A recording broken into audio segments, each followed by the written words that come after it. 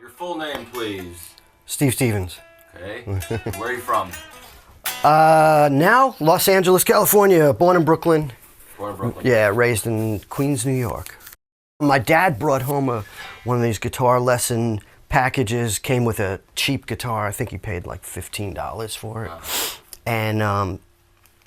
And little by little, it started ending up in my room more than his.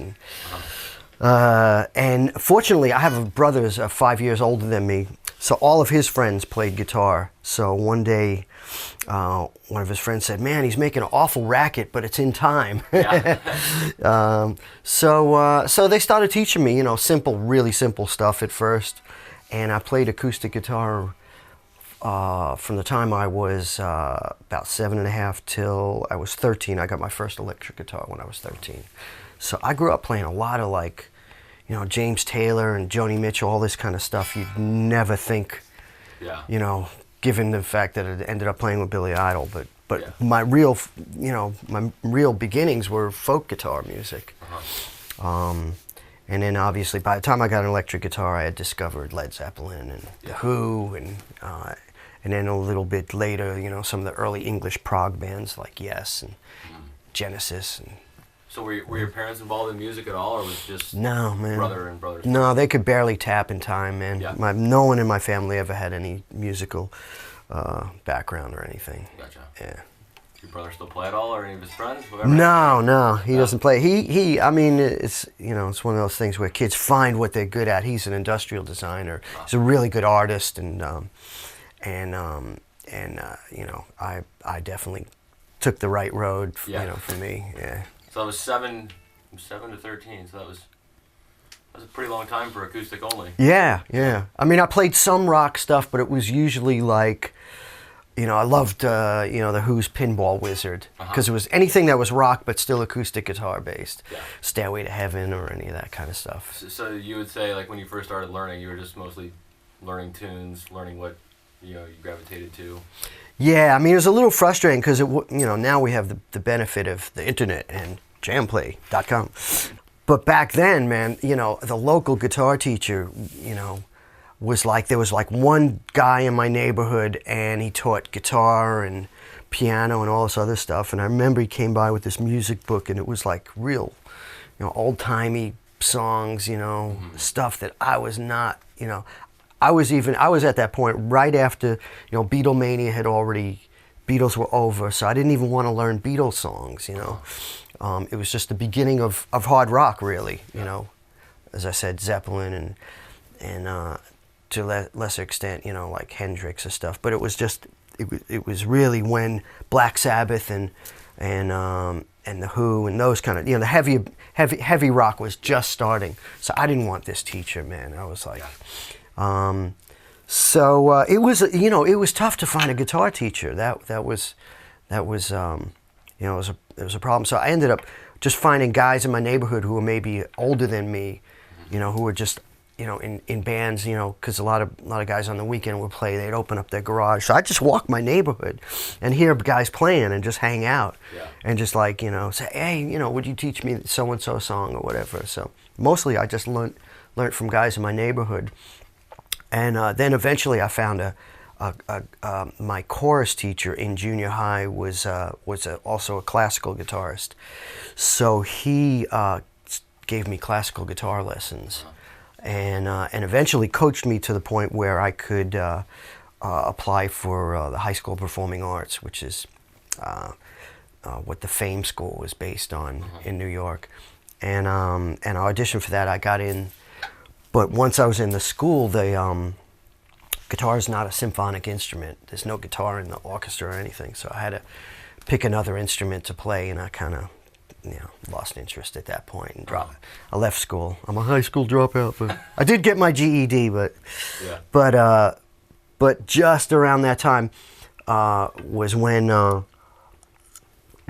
clubs like CBGBs were starting to happen in New York, and there was another more hard rock club called Gildersleeves, which was just happening in New York. So one of my friends in in school said, "Oh, you got to come check out some of these bands that are playing." And once I saw that scene, the sort of rock scene that was happening in New York, I went home and told my parents, man, I'm dropping out of school. My education's out there.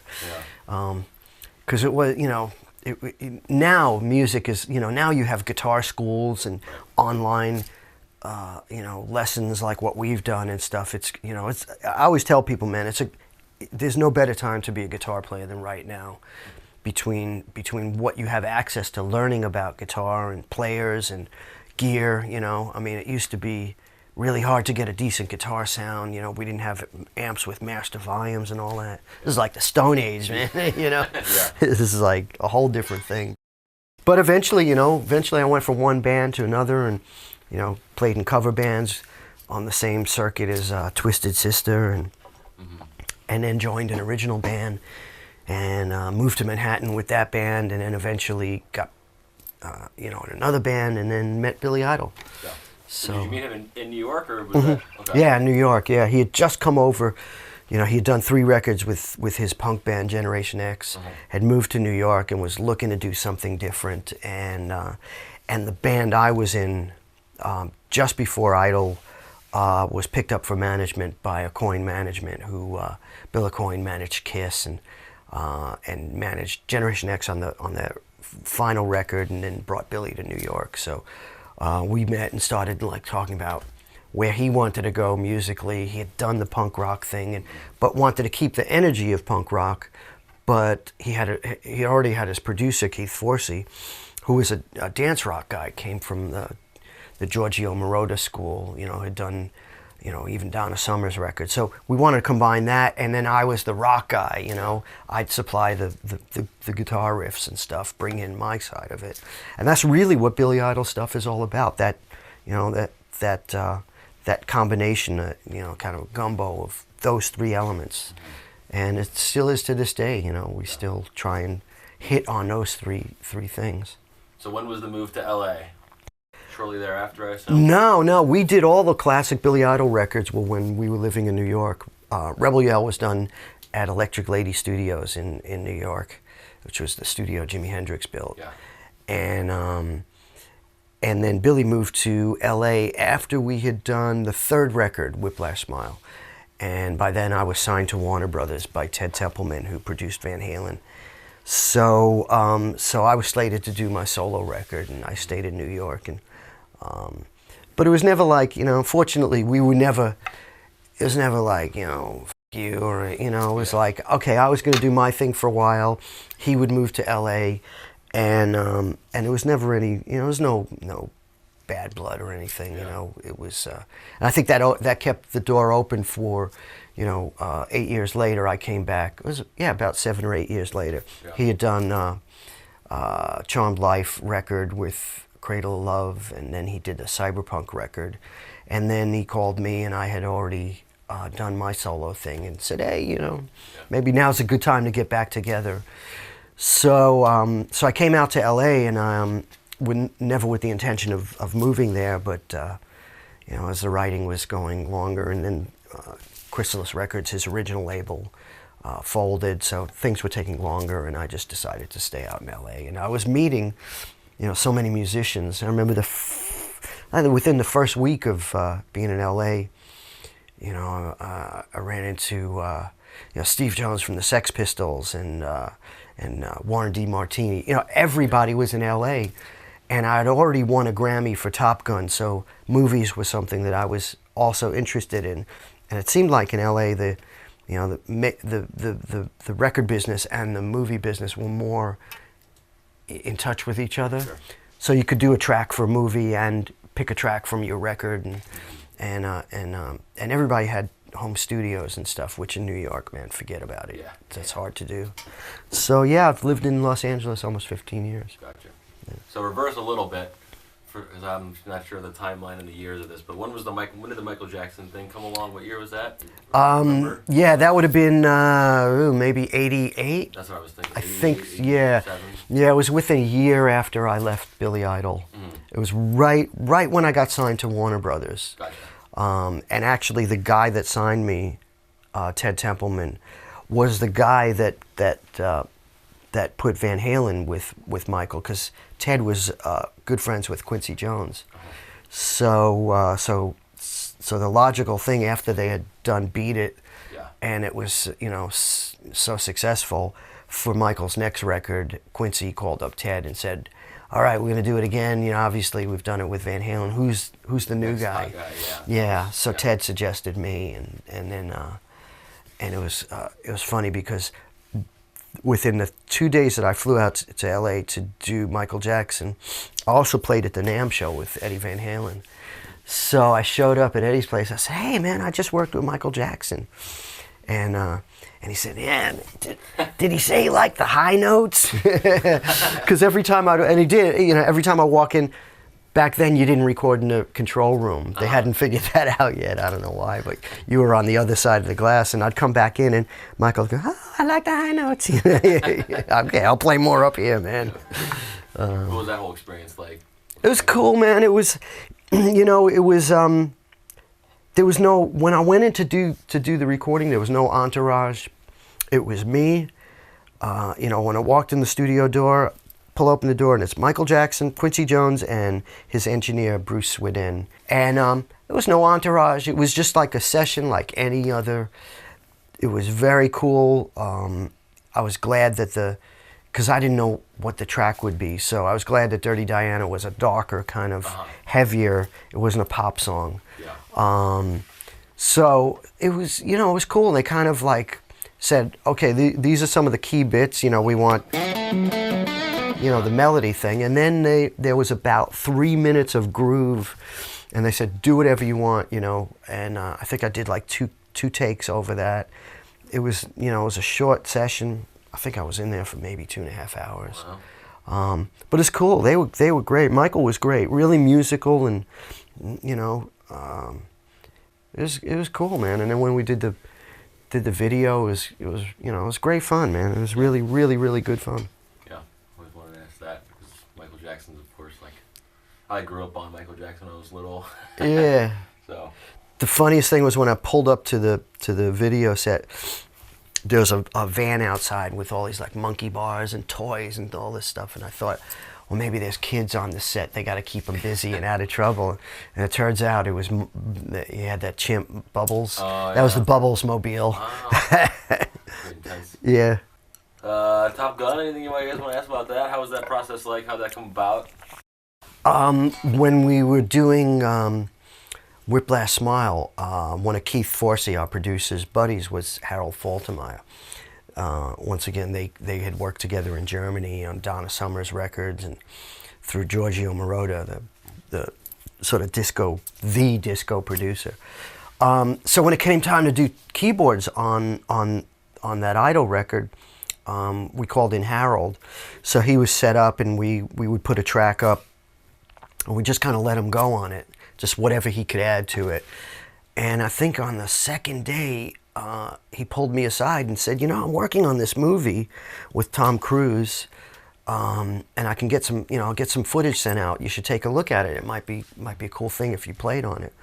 So at that time, when I watched the footage, that was like state of the art. You know, now you look at it, it looks like little models, you know, with a string or something. But this is before CGI and all that. But then it was, you know, it was like, wow, this is cool. So he put up the track, and he had a bit of the melody. I remember there was he had that already. And then once again, we kind of developed the melody a little bit, changed it in certain parts.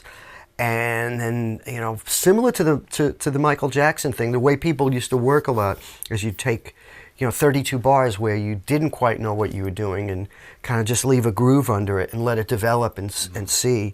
And with Idol, we used to do that because we were always going to do dance remixes, so we always needed extra material. So, you know, Harold said, well, just do a solo over these chord changes and we'll fit it in. And I think the whole session, what was good about it is I was already set up for the Billy Idol record, so I didn't have, my guitar sounds were already there. So I had my, you know, my Marshall Plexi, and all my guitar sounds together already. And then I think the whole Top Gun session was maybe 2 hours, at tops. And I never thought anything of it afterwards. And then Harold called me, just out of the blue or something. The film had come out, and he said, guess what, man? We're nominated for a Grammy, and we're gonna win that thing. And I was like, yeah, right. And he goes, I'm telling you, man, we're gonna win. And I don't remember exactly who was nominated that year. There was some jazz stuff, maybe a Stanley Clarke. We were the only kind of odd thing in there, and I went I was already performing that year at the Grammys with Billy Idol, so I had to be there anyway. So I went in earlier in that category, which was Best Pop Instrumental Performance. Those are announced in the afternoon, so I went in the afternoon, and I'm sitting there, and there's Doc Severinsen, who was the band leader of the Tonight Show, was nominated too, and I was sitting behind him. I guess he didn't realize I was the other guy being nominated, so I'm right there, and Harold's there, and they call it out, and they call out that we won, and I was like, what? And Harold goes, we won. And Doc Severinsen goes, and I'll go.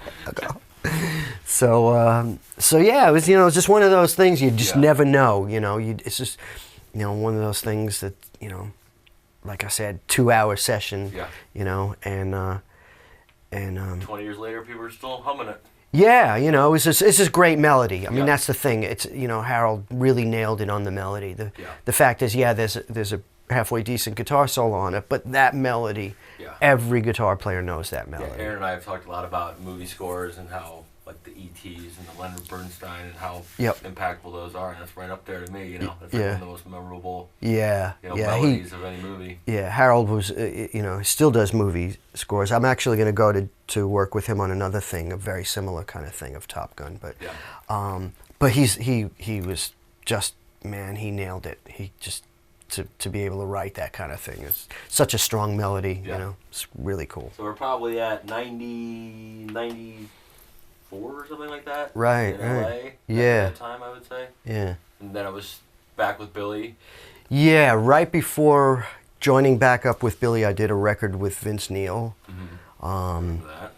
And that was really cool, man, because that was the first time for a lot of guitar players. I get a lot of emails and messages that's their favorite Steve Stevens record.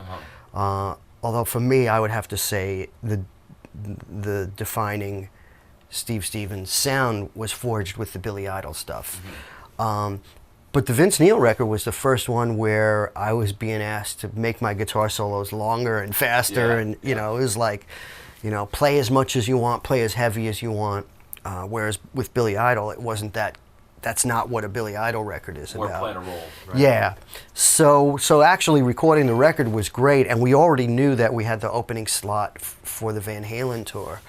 So as a guitar player, man, what a challenge, And Eddie and I were already friends, and so we went out on the road with Van Halen for almost a month, and there's nothing like opening for Van Halen to get your chops together, It's a real. I mean, it can be frustrating because there's kids there that are just there to see Ed, and if you want to win them over, you better play your ass off. Yeah.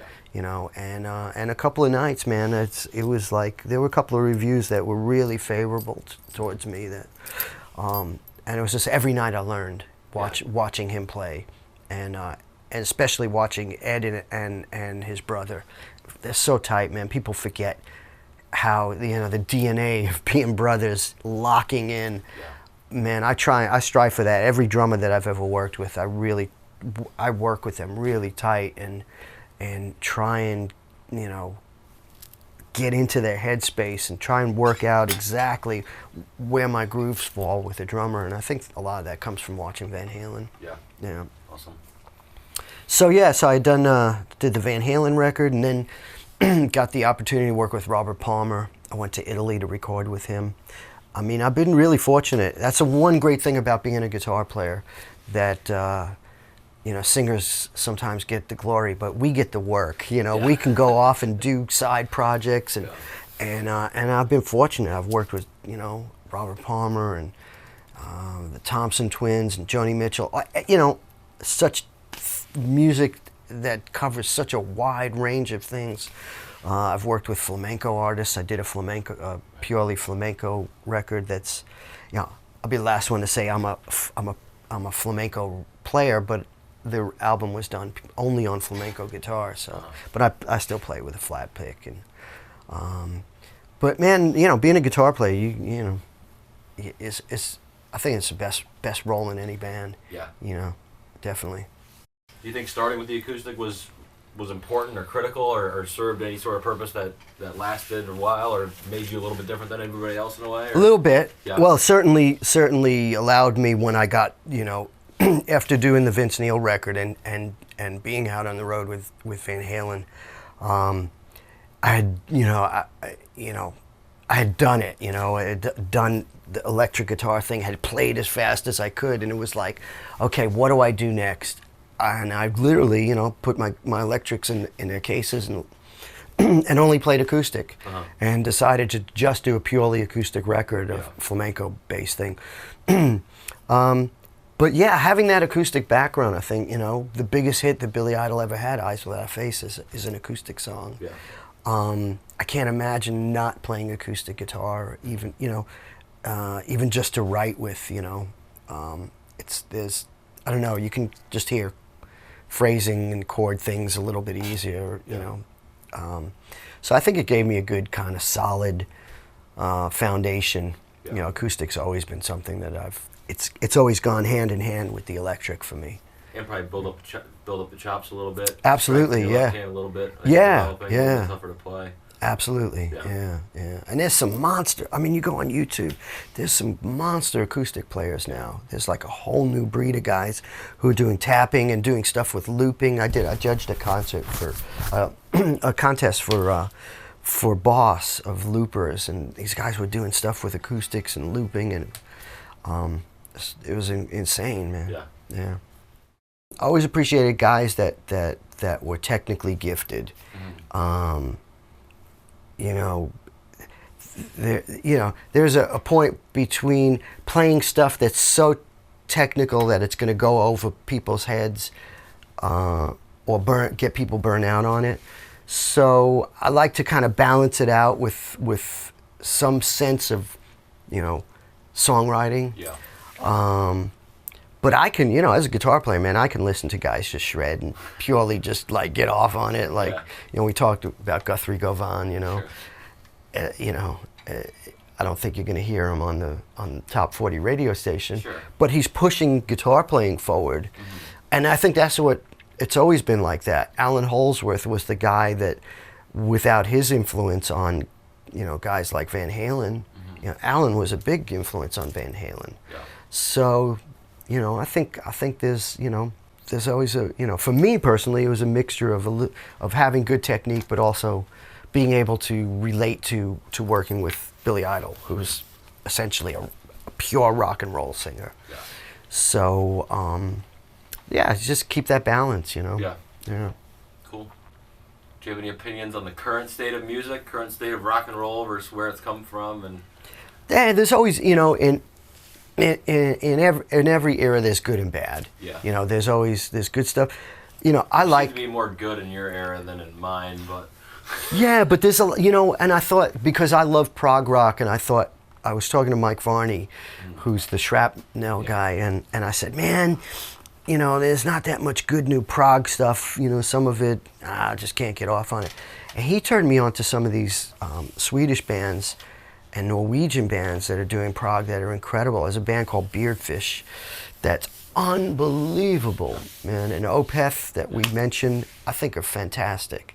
So, you know, there's definitely stuff, yeah, you know, it might be under the radar, or, you know, I mean, radio, I can't listen to radio, you know, or, you know, not satellite radio, but I just can't turn it on. To me, it's just, I guess also because I make records, you know, when I hear a pop record or something, it's like I can almost hear the edits. I can hear where it's been tuned. I can hear where the phrasings are copied from verse 1 to verse 2.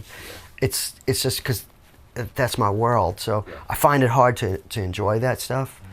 it's just too slick, man. It's too perfect. Yeah. Music has to have some, some warts and, for me to kind of relate to it, Yeah. Especially for a guitar player's imperfect instrument. Yeah, that's right. Yeah. That's right.